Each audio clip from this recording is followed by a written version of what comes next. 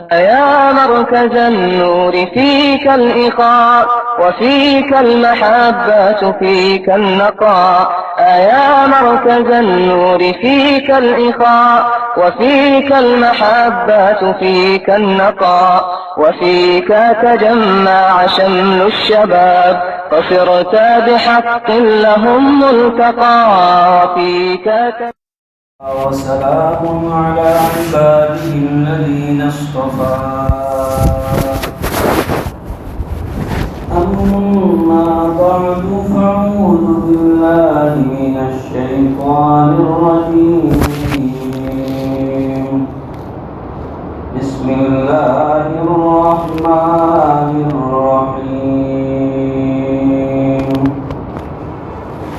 يا أيها الذين آمنوا كتب عليكم الصيام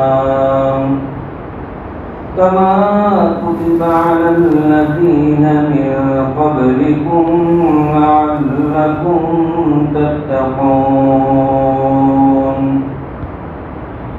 وقال رسول الله صلى الله عليه وسلم: من صام وقام إيمانا واحتسابا غفر له ما تقدم من ذنبه، أو كما قال عليه الصلاة والسلام. اللهم صل على مولانا محمد وعلى آل سيدنا مولانا محمد وبارك وسلم. قابل احترام بزرگوں، بھائیوں، گھروں میں بیٹھ کے سننے والی مائیں بہنیں، انشاءاللہ تبارک و تعالی آئندہ جمعہ ہمارا رمضان المبارک میں ہوگا. دعا ہے کہ اللہ پاک آپ کو رمضان کی خوشیاں نصیب فرماوے، پوری امت کو اللہ تعالی رمضان کی خوشیاں نصیب فرمائے. رمضان مبارک مہینے کی برکتیں، رحمتیں جو ہے وہ پوری امت حاصل کرے، ایسے اللہ کے دربار میں دعائیں ہیں. بزرگوں اور بھائیوں، ہر ٹائم، ہر موسم کے آنے سے پہلے اس موسم کا ایک حق ہوتا ہے. جیسے رینوویشن ہوتا ہے گھر میں، دکان میں، مکان میں، تو آدمی اس کے اعتبار سے کام کرتا ہے، موڈ بناتا ہے، ذہن بناتا ہے. ایک اسٹوڈنٹ کا اگر ذہن بنا ہوا ہے، موڈ بنا ہوا ہے، تو وہ ایگزام میں پاس ہوتا ہے، ایگزام کے اندر فل تیاری کرتا ہے. ایک بزنس مین کا موڈ بنا ہوا ہوتا ہے، ذہن بنا ہوا ہوتا ہے، تو وہ اس کے مطابق تیاری کرتا ہے. اگر ہمارا رمضان کے مطابق موڈ بنا ہوا ہوگا، ذہن بنا ہوا ہوگا کہ رمضان میں ہمیں کیا کرنا چاہیے، what to do you, what not to do, کیا کرنا چاہیے، کیا نہیں کرنا چاہیے، رمضان کے مطابق اگر ہم مومنوں کا ذہن بنا ہوا ہوگا تو رمضان گزارنا آسان ہو جائے گا. رمضان کی جو ڈیمانڈ ہے وہ ہم سمجھ پائیں گے کہ رمضان کی کیا ڈیمانڈ ہے. آخر کوئی تو فرق ہے دوسرے مہینوں میں اور رمضان میں. کیا آقا نامدار تاجدار مدینہ حضرت محمد رسول اللہ صلی اللہ علیہ وسلم 2 مہینے پہلے بیفور ٹائم آپ رمضان کی تیاری کرتے تھے؟ بزرگوں اور بھائیوں، رمضان کی تیاری یہ نہیں ہے کہ ہم اور آپ اس کی کوشش کریں کہ بہتر سے بہتر ڈش میرے یہاں پکنی چاہیے، میرے دسترخوان پر اچھی سے اچھی آئٹم ہونی چاہیے. یہ تو اللہ کی دی ہوئی بات ہے. اللہ نے جو آپ کا اسٹیٹس بنایا ہے اس کے مطابق کھائے پیے، استعمال کریں. ٹارگیٹ یہ نہیں ہے، فوکس یہ نہیں ہے. فوکس کھانے پینے کی چیزوں کا نہیں ہونا چاہیے، بلکہ میں مردوں کو کہتا ہوں کہ وہ لیڈیز کو فری کریں، کچن کی ذمہ داریوں کو ہلکا کریں. وہ بیچاری ماہ مبارک میں بھی ایلرٹ رہتی ہے کہ بھائی ان کے ہسبینڈ کو جیسے اعلان ہوتا ہے یا جو ہے جیسے ہی وائسر بجتا ہے تو اس کو چاہیے گرم گرم چائے، گرم گرم سموسے، گرم گرم، تو اس سے ماحول بگڑتا ہے. کتنا پریم ٹائم ہوتا ہے افطاری کے پہلے کا، تو اس افطاری کے پہلے کھانے پینے میں ویست ہونے کے بجائے پوری فیملی اللہ کی طرف متوجہ ہو اور مبارک وقت میں اللہ کی طرف گر گرا کر دعا مانگے، اپنے لیے دعا مانگے، امت کے لیے دعا مانگے، اپنے خاندان کے پروج کے لیے دعا مانگے. اتنا پریمیم ٹائم ہے افطاری سے پہلے کا اور تہجد کے وقت کا. تہجد کا وقت جو سحری کھانے کا جو وقت ہے وہ اتنا بیسٹ ٹائم ہے، لیکن آدمی چونکہ رات دیر سونے کا عادی ہوتا ہے، وہ بیچاری گھر والی اس کو اٹھاتی رہتی ہے، اٹھونے 15 منٹ کی بات ہو گئی، 20 منٹ کی دیر ہو گئی ہے، اور ایسے میں کبھی کبھی نہ بولنے کی چیز بھی وہ وائف کو بول جاتا ہے. وہ بیچاری اٹھاتی رہتی ہے اور اس کی ذمہ داری ہے کہ بس کچھ آدمی کھا لے پی لے اور روزہ رکھے. تو آدمی کو جو ہے سحری کے وقت میں جلدی اٹھنا چاہیے، مسواک ٹوتھ برش کر کے اچھے سے فارغ ہو کے 2-4 رکعت تہجد پڑھ کے انجوائے کرو. یہ فل اتنا بیسٹ وقت ہے، آپ اٹھ کے دیکھو اتنا بہترین وقت ہے. اور آپ اپنے بیڈ روم کے اندر اکیلے اندھیرا کر کے 2-4 رکعت پڑھو، آپ ایسا فلی اپنے اندر ایک انجوائے محسوس کریں گے. ایسا آپ کو لگے گا کہ میری روحانیت ڈیولپ ہو رہی ہے، اندر سے کوئی چیز چارج ہو رہی ہے، ایسا فیلنگ کریں گے. یہ کیا کہ آدمی سویا ہوا ہے اور یوں ہاتھ جو ہے لمبا کر کے اس نے گلاس سے پانی پیا پھر سو گیا، تو یہ کوئی روزہ نہیں ہوا. روزہ یہ ہے کہ آپ بالکل فلی سحری کا کھانا، اللہ کے رسول صلی اللہ علیہ وسلم نے برکت کا کھانا بتایا کہ سحری برکت کا کھانا ہے، تو سحری کو بھی بالکل اچھے سے سحری کرو. ایسا نہیں کہ سحری کی نہ کی. ہمارے نوجوان کبھی پانی پی لیتا ہے، کبھی چائے پی لیتا ہے، کہتا ہے یار میں ایسا نہیں. سحری اپ ٹو ڈیٹ طریقے پر اچھے سے کرنی چاہیے، کیونکہ یہ اسلام کا قانون ہے. اسلام کا جو بھی قانون ہوتا ہے، کھانا پینا مسئلہ نہیں ہوتا ہے، مسئلہ اسلام کے قانون کا رسپیکٹ، کہ اسلام نے ہم کو ایک لو دیا ہے کہ بھائی اس طرح سے تم کھاؤ، یہ ٹائم پہ کھانا بند کرو، یہ ٹائم پہ کھانا شروع کرو.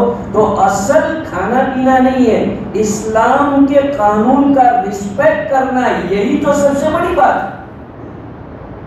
ورنہ کھانا پینا تو آدمی عام دنوں میں بھی تو کرتا ہی ہے نہیں. اصل یہ ہے کہ اس نے اسلام کی تعلیم کی وجہ سے کھانا پینا چھوڑ دیا. اللہ نے کہا کہ اب اعلیٰ نے کتنی بھوک لگتی ہے، پیاس لگتی ہے، لیکن اللہ کی محبت میں اب بندہ کوشش کرتا ہے، بندی کوشش کرتی ہے حتیٰ کہ وضو کرے، کلی کرے تو احتیاط سے کہ کہیں پانی نیچے نہ چلا جائے. تو اللہ کتنے خوش ہوتے ہوں گے کہ دیکھو میرا بندہ کلی، اس کے اندر طاقت ہے، ٹھنڈا پانی پی سکتا ہے.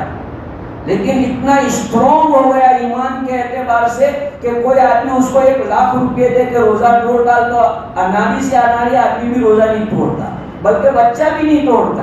اماں ابا کبھی بہت فورس کرتے ہیں، سمجھتا بیٹا کھا لینے، کچھ بھی نہیں، بیٹا کھا لینے، بیٹا پانی پی لینے، تو بھی وہ نہیں توڑتا کہ نہیں اماں میں تو روزہ پورا کروں گا. یہ اسٹرانگ اللہ تعالیٰ باطنی اعتبار سے بنا دیتا ہے بندے کو. ایسی انرجی مل جاتی ہے اس کو، روحانی انرجی ملتی ہے کہ وہ اللہ کے لیے سب کچھ کرنے کے لیے تیار ہوتے ہیں. اس لیے اللہ فرماتے ہیں فرشتوں کو، بندہ نماز پڑھتا ہے تم ثواب لکھو، قرآن پڑھتا ہے تم ثواب لکھو، حج کرتا ہے، قربانی کرتا ہے، مہمان نوازی کرتا ہے، جو بھی کام کرتا ہے اس کا ثواب تم لکھو. لیکن اللہ فرماتے ہیں کہ جب روزہ رکھتا ہے تو فرشتوں تمہارے قلم میں وہ طاقت نہیں کہ اب اس کا ثواب تم لکھو. اللہ فرماتے ہیں اس نے روزہ میرے لیے رکھا، لہذا اب میں اس کا ثواب میں خود دوں گا. اللہ فرماتا ہے میں خود ثواب دوں گا، تمہاری کنڈیشن ہی نہیں ہے کہ تم اس کا ثواب لکھو، کیونکہ روزہ کا ثواب ہی اتنا بڑا ہے. کتنا بڑا ثواب ہوگا. اللہ فرشتوں کو بھی منع کرتے ہیں. ویسے اللہ نے قاعدہ بنایا، آپ نے جمعہ پڑھی، سورہ کہف پڑھی ہوگی تو اس کا ثواب فرشتے نے لکھا ہوگا. لیکن روزے کے بعد میں اللہ روزے کے میٹر میں فرماتے کہ نہیں فرشتہ تیرا قلم یہ ثواب لکھ ہی نہیں سکتا، میں خود اس کو اپنا ثواب دوں گا. حدیث میں الصوم لی وانا اجزی بھی، اور دوسری روایت میں وانا اجزا بھی، میں خود اس کا بدلہ ہوں۔ کوئی بڑا آدمی کہتا ہے ارے بھائی میں ہی خود تمہارا ہوں، آدمی کو کتنا بڑا، اللہ یہ کہہ رہے ہیں کہ میں خود روزے دار کا ہوں۔ تو بھائیو روزہ اصل میں قاعدے کے مطابق ہونا چاہیے، کھانے پینے کی سسٹم چینج کرنے سے کہ روزہ نہیں ہو جاتا، نظام بدلنے سے روزہ نہیں ہو جاتا۔ روزے کے کچھ تقاضے ہیں، روزے میں آنکھوں کی حفاظت، زبان کی حفاظت، دل دماغ کی حفاظت، یہ اصل روزہ ہوتا ہے کہ آدمی دل دماغ کی حفاظت کرے۔ ہمارا نوجوان بالکل پریمیم ٹائم ہوتا ہے افطاری کا، اس وقت بھی موبائل پہ لگا ہوا ہے۔ ارے بزرگوں اور بھائیوں، ایک مہینے کے لیے آپ سوشل میڈیا کو ایوائڈ کرو، ایک مہینہ ہے، واٹس ایپ، ٹویٹر، فیس بک، یوٹیوب، یہ ساری چیزیں ختم کرو، اپنا جو ضروری کال ہے بس اس کو ریسیو کرو، ڈائل کرو، بات ختم ہو گئی۔ باقی دوسری ادھر ادھر کی سوشل میڈیا پر اپنا جو وقت، یہ ٹائم کھانے والا بہت بڑا جانور ہے موبائل، ٹائم کھا جانے والا بہت بڑا جانور۔ آنکھوں سے دیکھا ہے، آنکھوں سے، کیا حرم کعبہ، کعبہ شریف سامنے ہے اور سامنے بیٹھا بیٹھا موبائل سے گیم کھیل رہا ہے۔ اللہ کے بندے کچھ بھی تو نہیں کرتا، کچھ نہیں کرتا، صرف کعبہ کو دیکھتا رہتا محبت سے، تو بھی کافی تھا، لیکن وہاں موبائل سے گیم کھیل رہا ہے کہ ٹائم پاس نہیں ہو رہا ہے تو کرنے کا کیا، تو موبائل سے گیم کھیل رہا ہے۔ اب بتائیے، یہ ہے ہمارے نوجوانوں کی عادتیں، کیونکہ مائنڈ سیٹ نہیں ہے۔ مائنڈ سیٹ نہیں ہوگا آدمی مینج نہیں کرے گا، اپنے وقت کا فل یوز نہیں کرے گا، کیونکہ مائنڈ اس کا سیٹ نہیں ہے۔ ایک اسٹوڈنٹ کا، ایک ٹیچر کا مائنڈ سیٹ نہیں ہوتا تو وہ اچھی طرح اپنے وقت کو مینج نہیں کر پاتا، اپنی اسٹڈی کو مینج نہیں کر پاتا، کیوں؟ اس کا مائنڈ بنا ہوا نہیں ہے۔ اگر مائنڈ بنا ہوا ہوگا تو وہ دوسرے ٹائم کو بھی استعمال میں لے گا، کھاتے کھاتے بھی بک دیکھے گا۔ کبھی کوئی ایسا ٹائم ہو جائے گا تو وہ دیکھتے ہیں کپڑے پہننا ہے تو کپڑے پہنتے پہنتے بھی اس کو اس وقت کی قدر معلوم ہے کہ مجھے تیاری کا یہ وقت ہے۔ بزرگوں اور بھائیوں، اللہ نے رمضان المبارک کا یہ مہینہ روحانی اعتبار سے ترقی کے لیے دیا ہے۔ بزرگوں نے لکھا ہے کہ رمضان کا مہینہ اللہ کا ولی بننے کا مہینہ ہے، ولایت کا مہینہ ہے، کہ بندہ ولایت حاصل کر لیتا ہے۔ اسی لیے تو حدیث میں آتا ہے کہ جب رمضان کی آخری رات ہوتی ہے تو اللہ تعالیٰ فرشتوں کو کہتے ہیں کہ اب تم ہٹ جاؤ، میں اور ہمارے روزدار بندے بندیاں ہیں۔ اللہ فرماتے کہ جاؤ بخشے بخشے اپنے گھر چلے جاؤ، میں اب تم کو تمہارا کھاتا نیل کر دیا ہے، اب جو تمہارا کھاتا شروع ہوگا وہ نئے طریقے سے شروع ہوگا۔ تو کتنی بڑی بات ہے۔ اس لیے بھائیوں، رمضان کا اصل ویلکم یہ ہے کہ ہم مینیج کریں، وقت مینیج کریں، کس طرح سے ہمارا وقت زیادہ مسجد میں گزرے گا۔ آپ ٹائم بنائیں کہ میں نماز تکبیر اولیٰ کے ساتھ پڑھوں گا اور تراویح اس طرح پڑھوں گا کہ پہلے سے جہاں سے امام صاحب نے شروع کیا الف لام میم سے والناس تک ایک حروف میرا نہیں چھوٹے گا، ایسی نیت کرو۔ ایسا کیا کہ امام صاحب رکوع میں گئے اور بھاگ بھاگ کے آئے اور اب تو ایسا تراویح ہو گئی، فارمولیٹی ہو گئی، لیکن فارمولیٹی نہیں کرنے کی ہے، ریئلٹی کہ میرا ایک حرف بھی قرآن کا چھوٹنے نہ پائے۔ اتنا بیسٹ گولڈن چانس ہے، سال بھر تو ہم قرآن کو پڑھ نہیں سکتے، تو آج اللہ نے موقع دے دیا کہ اتنی برکت والی کتاب ہے تو اس کتاب کا ایک ایک حرف سنو، کانوں سے سنو، اس کی جو روحانیت ہے وہ آپ کے دل و دماغ میں اثر کرے گی۔ جیسے اینٹی بائیوٹک دوا ہوتی ہے، آیورویدک دوا ہوتی ہے، وہ اپنا اثر دکھاتی ہے، ایسے قرآن کے الفاظ اپنا اثر دکھاتے ہیں دلوں پر، دماغ پر۔ اس لیے اپنے کانوں سے اس کو اندر جانے دو، دلوں میں جانے دو اس کو۔ مولانا جو پڑھتے ہیں اس پر کان لگاؤ، حافظ صاحب جو پڑھ رہے ہیں اس پر کان لگاؤ، تاکہ وہ قرآن کے جو اثرات ہیں وہ دلوں پر اثر کرے۔ یہ اثر ہے میرے بھائیوں، اللہ پاک نے کتنا اچھا ہمارے لیے انتظام تھا، اللہ نے بندوبست کیا کہ اللہ پاک نے آؤٹ گوئنگ ان گوئنگ دونوں جو ہمارے دشمن ہیں اس کے اوپر پہرا بٹھا دیا. شیطان کو اللہ تعالیٰ نے رمضان میں قید کر دیا کہ یہ آؤٹ گوئنگ دشمن ہے, اور جو اینٹی دشمن اندر کا ہے جو ہمارا نفس, اس کو بھی اللہ نے کچلنے کا انتظام کیا. انسان دونوں اعتبار سے گناہ کرتا ہے, شیطان اس کو گناہ کرواتا ہے, نفس گناہ کرواتا ہے. اللہ نے دونوں روزے کے اندر دونوں سے پروٹیکشن کیا ہے بندے کا. کھانا پینا بھوک لگا کر اللہ تعالیٰ نفس سے حفاظت کرنا چاہتے ہیں. بھوک لگی ہوئی ہو, آدمی کو بھوک لگنے میں گناہ کا خیال نہیں آتا. گناہ کا خیال آدمی کو جب آتا ہے جب پیٹ بھرا ہوا ہوتا ہے تو گناہ کا خیال آتا ہے. بھوک لگی ہوئی اور نوجوان کو بہت روزہ لگا ہو, کوئی کیا چلے فلم دیکھے, اب کیا فلم دیکھے, بھوک جتنی لگی ہے, پیاسا جتنی لگی ہے, تو اس وقت آدمی کو خیال نہیں آتا. اللہ پاک نے میرے اور آپ کے لیے یہ انتظام کر دیا کہ شیطان جو سب سے بڑا دشمن ہے اس کو قید میں کر دیا, اس کو اللہ نے اریسٹ کروا دیا ہے. باقاعدہ حدیثوں میں اس کو اریسٹ کرایا جاتا ہے, زنجیریں پہنا کر اس کو سمندر میں ڈال دیا جاتا ہے. نفس کو اللہ تبارک و تعالی ہمارا جو ہے بھوک کے ذریعے سے کچل دیتے ہیں کہ یہی انسان کی عبادتوں میں رکاوٹیں پیدا کرتے ہیں. روحانیت میں آنے والی یہی چیزیں نفس اور شیطان, تو اللہ تعالیٰ رمضان میں اس کا انتظام کرتے ہیں.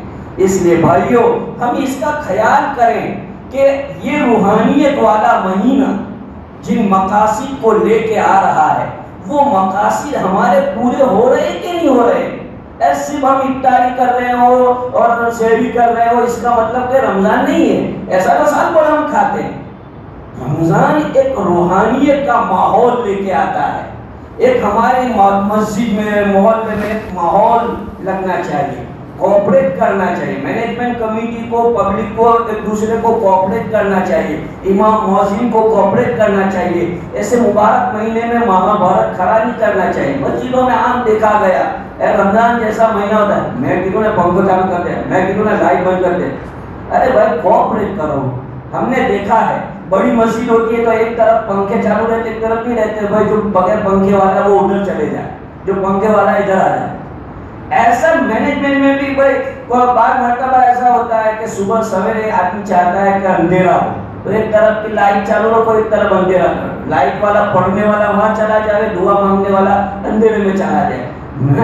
کوآپریٹ کریں گے ہم تو ہماری فضا بنے گی. آج ہم لوگ کوآپریٹ کرنا جانتے ہی نہیں ہے کہ کس طرح سے ایک دوسرے کو کوآپریٹ کیا جاتا ہے, ایک دوسرے کے ساتھ کس طرح سے دوستانہ تعلقات ہم کو نبھانے ہوتے ہیں. جب ہم یہ ماحول پیدا کریں گے انشاءاللہ ہر ایک کو سوشل جسٹس ملے گا. ہر آدمی اپنے اندر جو ہے ایک اچھی سی چیز محسوس کرے گا اور وہ اپنے آپ کو باوقار آدمی سمجھے گا کہ میں ایک باوقار آدمی ہوں, میں ایک ایمان والا آدمی ہوں, اور پھر اس کے مطابق وہ زندگی گزارے. اس لیے بھائیوں اور دوستوں یہ رمضان المبارک کا مہینہ اللہ پاک کی عبادت کا مہینہ ہے. اللہ نے ہم کو, اللہ جانتے تھے کہ میرے بندے بندیاں کمزور ہے تو اللہ نے ریٹ بڑھا دیا, بھاؤ بڑھا دیا کہ چلو میں بھاؤ بڑھا دیتا ہوں تمہارا. اصل میں پہلے زمانے میں ایسا ہوتا تھا کہ ان کی عمریں لمبی لمبی ہوتی تھی.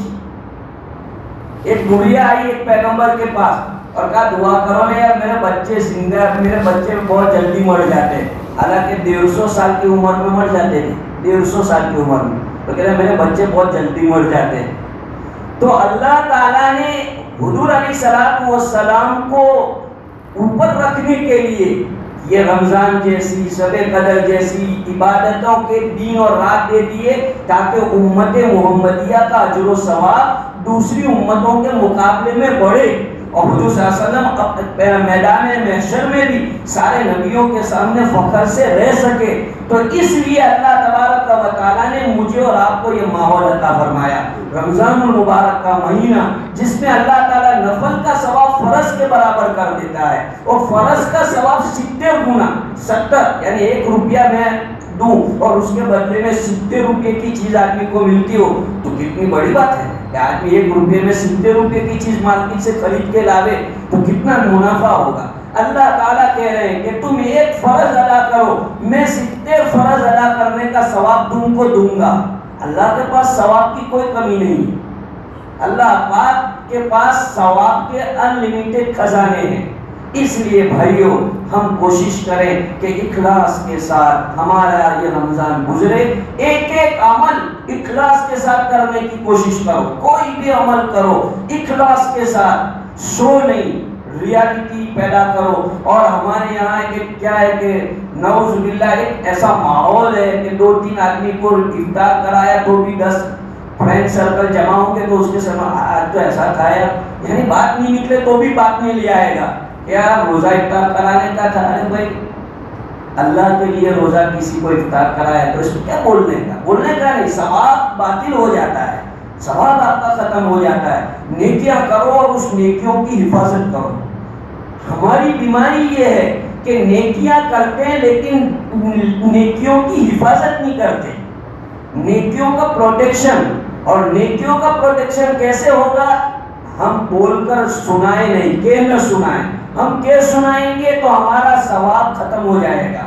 اس لیے اللہ کے لیے کوئی کام کرو، نیکی کرو، اللہ کے لیے کرو. کہاوت ہے کہ بھائی نیکی کرو اور ڈریے میں ڈال. یعنی اللہ سے امید رکھو کہ بھائی اللہ میں تو تجھ سے لینے کے لیے یہ کام کر رہا ہوں، میں مرنے کے بعد میری قبر میں آ کے میں تو یہ سب لوں گا تیرے پاس. اس لیے آدمی کو جو ہے نیکیاں کرنی چاہیے. ہم کیا سمجھتے ہیں کہ میں نے ادھر کسی کو افطار کرایا آن دا اسپاٹ، اس کے بعد مجھے اس کا جو ہے کوئی نہ کوئی بینیفٹ ملنا چاہیے. میں نے روزہ رکھا، میں نے اعتکاف کیا، فوراً اس کا بینیفٹ مجھے عید کے بعد مل جانا چاہیے. ارے بھائی یہ کوئی مینٹالٹی ہے؟ یہ دنیا اللہ پاک نے اعمال کے بدلہ لینے کے لیے نہیں بنائی ہے. اعمال کے بدلہ لینے کی دنیا تو دوسری ہے.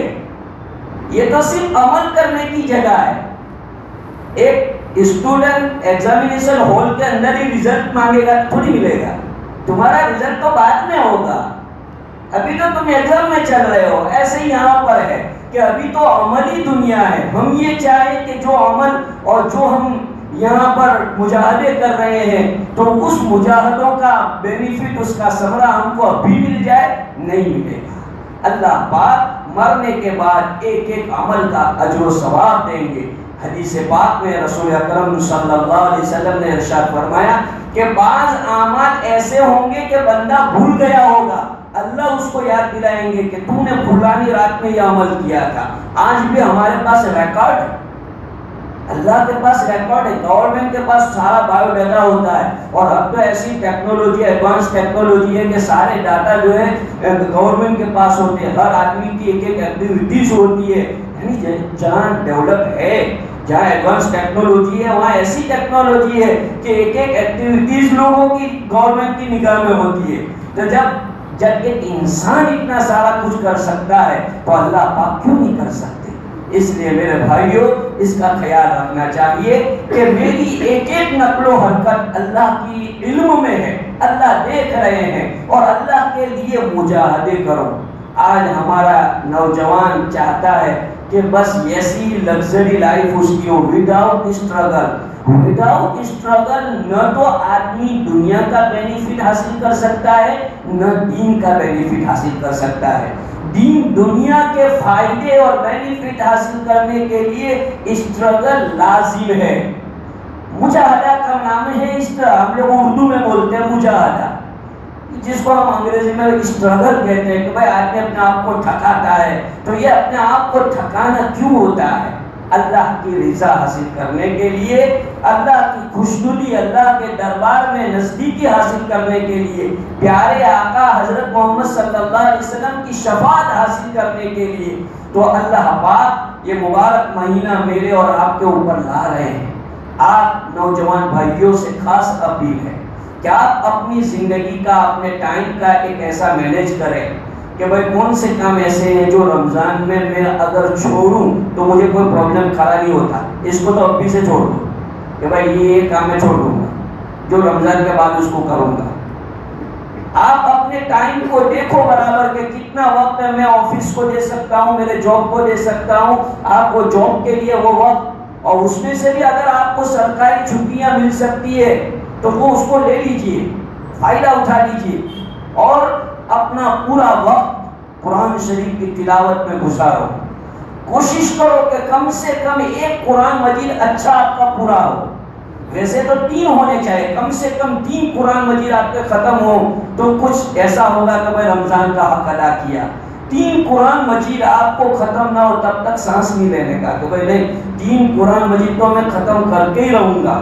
عورتیں بھی یہ سوچے کہ گھر کی کام کاج کے ساتھ، اور میں نے آپ کو بتایا کہ آج تو فرائی ٹو ریڈی چیزیں ملتی ہے، عورتوں کو کچن کے کام سے فری کرنی چاہیے، زیادہ ڈیمانڈ مردوں کو نہیں کرنا چاہیے کہ یہ بناؤ وہ بناؤ۔ آج ہمارے مردوں کا کام کیا ہے؟ بھائی روزانہ نئی نئی آئٹم بناؤ، آج یہ بنایا کل وہ فرائی کرو، پرسوں یہ کرو۔ یہ میں نے آپ کو بتایا کہ رمضان کے کھانے پینے کے لیے نہیں آتا، آسانی اور سہولت سے کوئی چیزیں بن جاتی ہے ٹھیک ہے، باقاعدہ اس کے اوپر فوکس کرنا اور اس کے شاپنگ کے لیے عورتوں کے جو ہے بھیڑ لگتی ہے مارکیٹ میں، دکانوں میں، مولوں پر کہ الامان والحفیظ، بیچاری عورتیں جو دوپہر سے لگتی تو مغرب کی جب تک اذان نہیں ہوتی تب تک اس کو کچن سے سر اٹھانے کا موقع ہی نہیں ملتا۔ ارے وہ اللہ کی بندی کو فری کرو کہ وہ ایک قرآن کا ایک پارہ پڑھے، تسبیح پڑھے، درود شریف پڑھے، 10 منٹ تمہارے لیے تمہاری اولاد کے لیے دعا مانگے دامن پھیلا کے۔ عورتوں کی دعا تو بہت جلدی قبول کر لیتے اللہ، دنیا میں بھی عورتوں کی باتیں لوگ بہت جلدی قبول کر لیتے، تو اللہ بھی قبول کر لیتے کہ بھائی یہ بیچاری کمزور ہے، اور کمزور لوگوں کے اوپر لوگوں کو رحم آ ہی جاتا ہے۔ تو اس لیے عورتوں کو بھی فری کرنا چاہیے، ان کو بھی دعا کا ماحول بنانا چاہیے کہ دعاؤں کا ماحول بناؤ۔ ہم لوگ گھروں میں دعاؤں کا ماحول نہیں بناتے، میں نے دیکھا ہے کئی گھروں میں افطاری کرنے گیا 20 منٹ پہلے سب بچھا دیا ہے، بس بیٹھے بیٹھے ٹکتے ہی رہتے ہیں۔ ارے بھائی اس کو دیکھ کے کیا کرتے، اس کے سامنے بیٹھے ہوئے آپ، یہ بھی بیٹھا ہوا ہے اور بالکل جیسے اذان کی آواز آئے اب یلکا، ارے بھائی ذرا بیٹھو اور بسم اللہ الرحمن الرحیم دعا پڑھو، دعا پڑھ کے پھر اطمینان کے ساتھ افطار کرو۔ یہ کوئی افطاری کا طریقہ ہے ہمارے نوجوان، یعنی بالکل یلکا، ایک گلاس پانی پیا، پھر لسی پی، پھر شربت پیا، پھر روح افزا پیا، اور دے دمادم دے دمادم، پھر کیا مہمان ڈاکٹر کے پاس جا۔ اللہ کے بندے ذرا خیال کر لیں، تم کو افطاری کرنی تھی تو اس کا سسٹم ہے افطاری کرنے کا، یہ تھوڑی آتا ہے کہ آدمی جتنا چاہے وہ ڈیر دے اندر۔